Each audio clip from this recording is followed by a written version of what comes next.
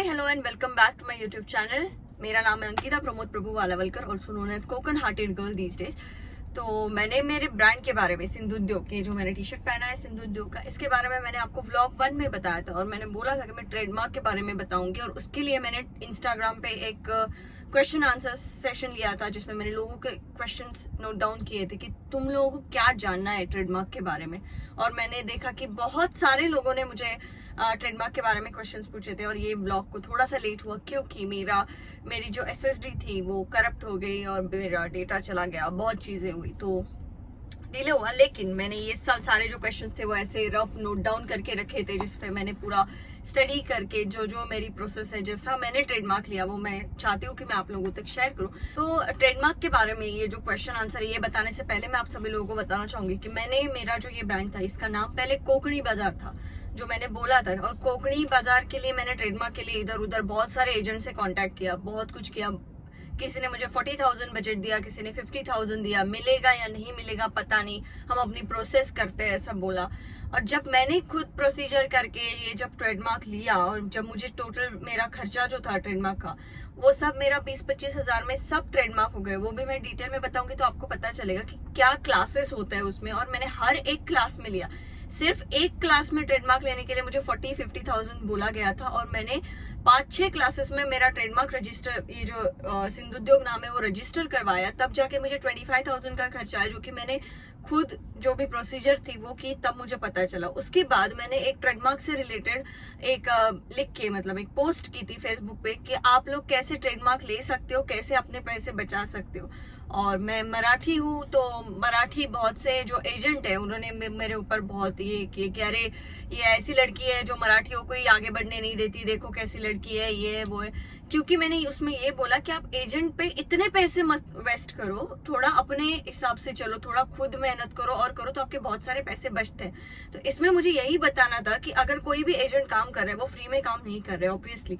जहां पे 5,000 रुपया खर्चा है आप उधर 15,000 रुपया लो, कोई प्रॉब्लम नहीं। 10,000 एक्स्ट्रा ले रहे हो लो, लेकिन जिस चीज के लिए 5,000 रुपया लग रहे हो आप वहीं पे अगर 30,000, 25,000, 40,000, 50,000 बोल रहे हो, तो जो मराठी ही बिजनेस करने के लिए आगे आ रहा है, जिससे मराठी ही एजेंट पैसे ले रहा है, तो वो मराठी लड़का लड़की जो भी बिजनेस में उतर रही है ना वो पहले ही डिमोटिवेट हो जाएगी। क्योंकि इतने पैसे ट्रेडमार्क में डालने के बाद अगर वो बिजनेस नहीं चलता है, अगर वो बिजनेस आगे नहीं बढ़ पाता है, तो वो ट्रेडमार्क लेके करेगी क्या, ट्रेडमार्क रखेगी क्या, उसका क्या फायदा है। मतलब कुछ कर ही नहीं पा रही, कुछ आगे हुआ ही नहीं।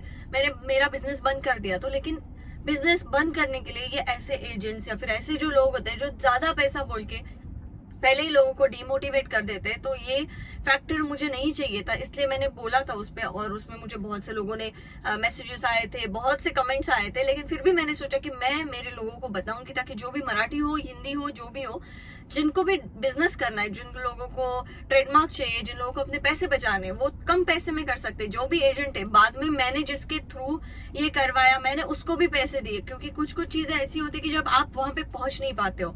मैं मुंबई में थी इसलिए मैं कर पाई, लेकिन अभी हमारे पास जो टीम है जो इसके लिए काम कर रही है वो भी एक्स्ट्रा चार्ज करेगी, वो भी पैसे लेगी। लेकिन यार मिनिमम बजट कुछ होता है, मतलब जहाँ पे 5,000 रुपया तुम्हारा एक्चुअल जो भी है कॉस्टिंग आ रही है तुम्हारी, उसके ऊपर वो अपनी मेहनत जो कर रहा है उसके लिए 5,000 रुपया 7,000 रुपया ले सकता है। तो उसमें कोई प्रॉब्लम नहीं है, वो तो हम हंसी खुशी दे देंगे क्योंकि हमें हमारा काम करके चाहिए। जहाँ हमारी कुछ मतलब मुझे मेरे एफर्ट्स नहीं डालने पड़ रहे, मुझे बस मेरे डॉक्यूमेंटेशन देने हैं, वो सामने वाला आदमी काम कर रहा है, तो इसलिए मैं पैसे देने के लिए रेडी हूँ। लेकिन वो एक लिमिट तक पैसे लेने चाहिए, ऐसा मुझे लगता है। तो ये वीडियो उसी चीज के लिए मैंने बनाया कि आप लोगों को ट्रेडमार्क के बारे में पता चले और आप अगर खुद करना चाहते हो तो खुद कर सकते हो, या फिर हमारी टीम के साथ मिलके कर सकते हो, या फिर आपको जो भी एजेंट है उसके साथ आप कर रहे हो तो आपको एक्चुअल कॉस्ट जो है उसके बारे में कुछ पता चले।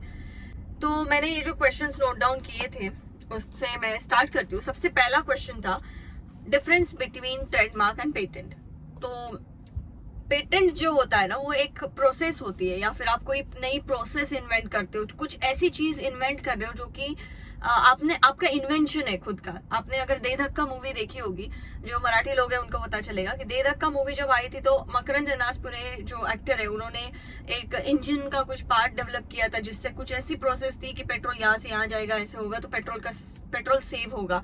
तो वो जो प्रोसेस थी वो उनका इन्वेंशन था, इसलिए उसका पेटेंट रजिस्टर करके उन्होंने रखा था। तो वो होता है पेटेंट का पार्ट। और ट्रेडमार्क एक ऐसी चीज है जैसे कि ये वर्ड है सिंधु उद्योग, तो कोकन हार्टेड गर्ल लोगों को अभी पता है, कोकन हार्टेड गर्ल का एक ब्रांड है सिंधु उद्योग, तो सिंधु उद्योग के नाम से हमारे प्रोडक्ट जाने जाते हैं। तो ऐसे एक ग्राफिकल रिप्रेजेंटेशन, कुछ ऐसा पिक्चर या फिर कुछ लोगो, ऐसी जो चीजें होती है ना, उसका आप ट्रेडमार्क लेते हो, उसका ट्रेडमार्क आप रजिस्टर करते हो। तो ये जो है ये पेटेंट एक प्रोसेस का, इन्वेंशन का है, और ट्रेडमार्क जो है वो एक ग्राफिकल रिप्रेजेंटेशन का है, जिससे आपकी गुड्स और सर्विस जो है जो लोग आइडेंटिफाई कर पा रहे हैं, इसका आपको ट्रेडमार्क मिलता है। सेकेंड क्वेश्चन है how to apply for trademark. तो ट्रेडमार्क दो तरीके से आप अप्लाई कर सकते हो, एक ऑफलाइन एक ऑनलाइन।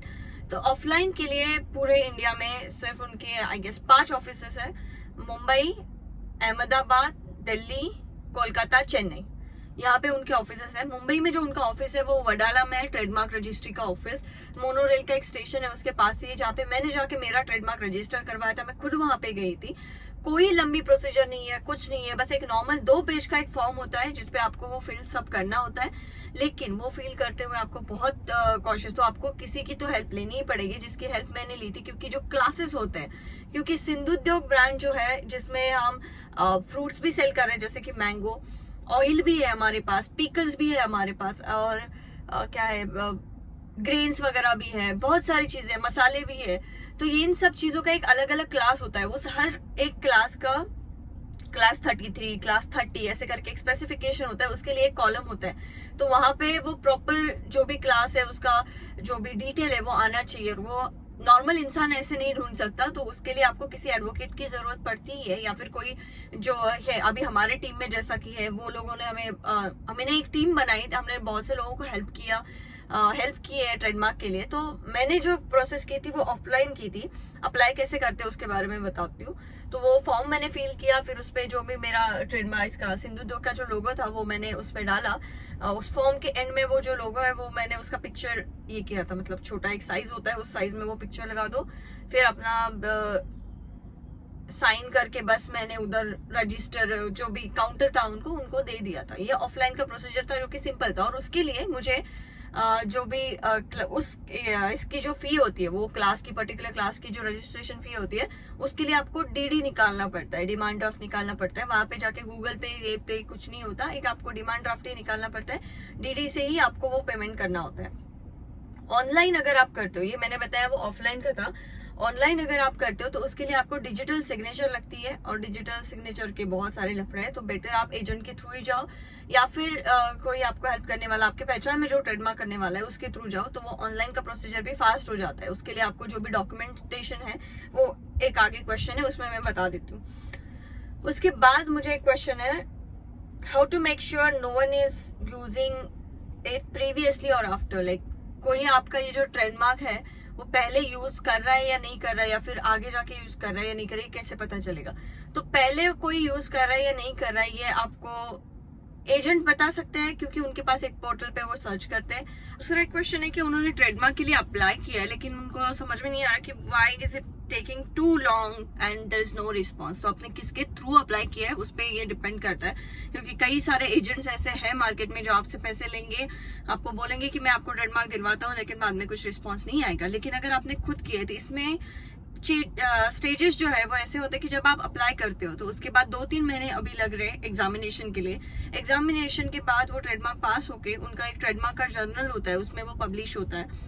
ट्रेडमार्क के जर्नल में पब्लिश होने के बाद अगर उस पर कोई ऑब्जेक्शन के लिए वो फ्री होता है, मतलब अगर मैं ऑब्जेक्शन ले सकती हूँ उस पर, अगर वो सिंधु उद्योग नाम किसी ने अप्लाई किया है और वो एग्जामिनेशन होके पास भी हो गया, वो आगे आ गया और जर्नल में पब्लिश हो गया, तो मैं ऑब्जेक्शन ले सकती हूँ उस पर, या फिर कोई डॉक्यूमेंट की जरूरत है। तो ये जो स्टेजेस है ना, ये हम ऑनलाइन भी चेक कर सकते हैं। उसके लिए उनकी एक वेबसाइट भी होती है, उस पर जाके हम चेक कर सकते हैं उसका जो भी डिटेल है। वो वेबसाइट मैंने डिस्क्रिप्शन में भी दी है और आपको स्क्रीन पे भी दिख रही है, ये उनकी वेबसाइट है, उस पर हम कंटिन्यू चेक रख सकते हैं। लेकिन इन सब के बारे में आपको डिटेल कोई नहीं बताता है, तो आप हमारी टीम के साथ, मैं बाद में इस वीडियो के एंड में आप सभी लोगों को बताऊंगी कि आपको क्या करना है, कैसे करना है। अगर आपके ट्रेडमार्क के बारे में कुछ इंक्वायरी करनी है तो उसके लिए क्या करना है वो मैं इस वीडियो के एंड में बताऊंगी।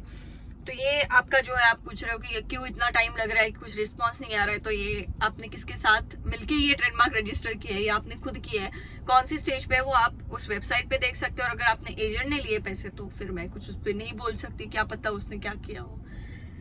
आपको ट्रेडमार्क रिन्यू करने की जरूरत है या फिर ये परमानेंट होता है? तो परमानेंट नहीं होता। ये जो ट्रेडमार्क है ये ऐसी चीज है जो आप 10 साल के लिए आपको मिलती है। ये बहुत अच्छी बात है क्योंकि इतने पैसे में आप 10 साल के लिए आपका ट्रेडमार्क रजिस्टर करते हो। 10 साल के बाद आप रिन्यू कर सकते हो उसी उतने ही पैसे, या फिर वो तब अगर चेंज होगा तो पता नहीं। अभी मुझे सिर्फ 3 साल हुए ये सब रजिस्टर करके, 3 या 4 साल।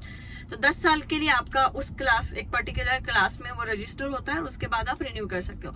तो अभी ये जो ब्रांड होते हैं बड़े बड़े, एडिडास होता है, नाइके होता है, तो इनके शूज आते हैं। हमें तो शूज के बारे में पता है, इनके कपड़े भी आते हैं। तो उनका शूज में भी उनका ट्रेडमार्क रजिस्टर होता है, उनका कपड़े में भी ट्रेडमार्क रजिस्टर होता है। ऐसे अलग अलग क्लासेस है।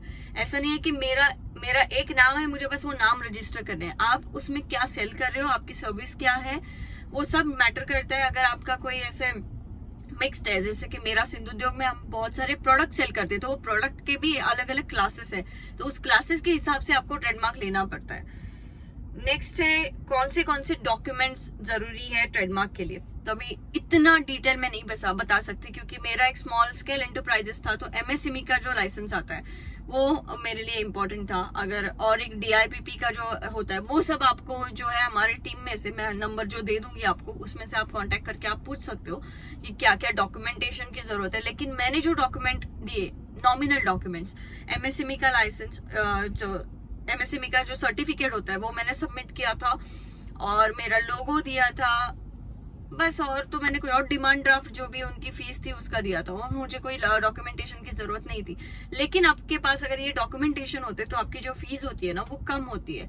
और अगर आपके पास कुछ डॉक्यूमेंटेशन ही नहीं है, आप डायरेक्ट ट्रेडमार्क के लिए अप्लाई कर रहे हो, तो वो फीस डबल होती है। तो वो जो एग्जैक्ट डिटेल है वो आप हमारे टीम मेंबर से बात करके ही आप उसमें जो भी आपकी क्वेरीज है वो मैं आपको मतलब उसका अच्छे से आंसर दूंगी कि आपका बिजनेस क्या है, आप हमें कैसे बताइए। मैं आपको वीडियो के एंड में ही बताती हूँ, अभी नहीं, मिक्स हो जाएगा सब। Then there is a process of registration, जो मैंने बोला ऑनलाइन है और ऑफलाइन है। जो आप ऑनलाइन जाके, ऑनलाइन अगर आपको करनी है तो उसके लिए आपको डिजिटल सिग्नेचर की जरूरत पड़ती है। अगर आपके पास डिजिटल सिग्नेचर नहीं है तो आप उसका किसी के थ्रू ये करवा सकते हो। जो हमारी टीम भी है जो इस पे काम कर रही है, जिसने बहुत सारे रजिस्ट्रेशन अभी तक किए है, तो आप सिंधु उद्योग के साथ मिलके भी कर सकते हो। लेकिन इसमें आपको उनकी जो नॉमिनल फी है, क्योंकि वो हेल्प कर रहे हैं लोगों को, तो उसमें आपको वो देनी पड़ेगी। नेक्स्ट है ट्रेडमार्क और वेब डोमेन। ये अलग अलग हो तो चलेगा क्या? तो ट्रेडमार्क और वेब डोमेन का कुछ लेना देना वैसे एक दूसरे के साथ है नहीं, तो अलग अलग लो तो भी चल सकता है, बट वो आपके ऊपर है, उसमें कोई रिलेशन ही नहीं है ट्रेडमार्क और वेब डोमेन का। लेकिन नेक्स्ट क्वेश्चन है जोशी डेंटल क्लिनिक, ऐसे नाम अगर हो तो ट्रेडमार्क मिल सकता है क्या?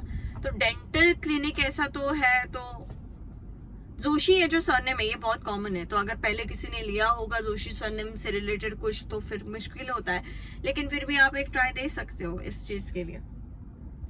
और आपको ये प्रूव करना पड़ेगा कि आपकी जो सर्विस है वो किसी और की सर्विस से, मतलब उनका कुछ और होगा, जोशी समथिंग फार्म्स, और आपका है जोशी डेंटल क्लिनिक। तो फिर आपको ट्रेडमार्क रजिस्टर, मतलब ट्रेडमार्क की प्रोसेस स्टार्ट करने के बाद आपको वो सर्विस आपकी उनकी सर्विस से कैसे अलग है, ये सब आपको जब ऑब्जेक्शन आएगा तब आपको वो डिटेल देनी पड़ेगी। और उसके बाद आंसर करने के बाद, वो रिप्लाई करने के बाद आपका शायद आपको ट्रेडमार्क मिल सकता है।